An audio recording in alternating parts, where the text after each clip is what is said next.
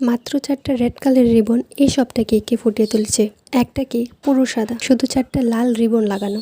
এই কেকটা দেখেই হয়তো ভাবছেন এতে এমন কি আছে, না কোনো রঙের ঝলক, শুধু 4টে ছোট লাল রিবন লাগানো তো। কিন্তু সত্যি বলতে এই পুরো কেকটাকে এই 4টে রিবনই ফুটিয়ে তুলেছে। তো আমি এই কেকটাকে মাত্র 2টা নোজল দিয়েই ডিজাইন করেছি। প্রথম যে ডিজাইনটা করেছি এটা করেছি লিফ নোজল দিয়ে।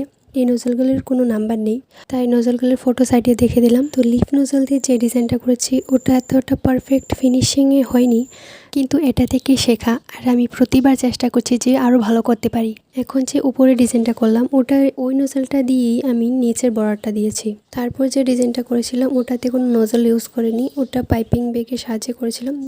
তো কেকের মধ্যে আমি রিবনগুলো লাগানো শুরু করলাম, এক এক করে সবগুলো রিবন লাগিয়ে নিলাম। তো এরই সাথে দেখতে দেখতে এই কেকের ডিজাইনটা কমপ্লিট হয়ে গেল। এই কেকের ডিজাইনটা আপনাদের কেমন লেগেছে কমেন্টে নিজের মতামত অবশ্যই জানাবেন। সম্পূর্ণ ভিডিওটা দেখার জন্য অনেক অনেক ধন্যবাদ।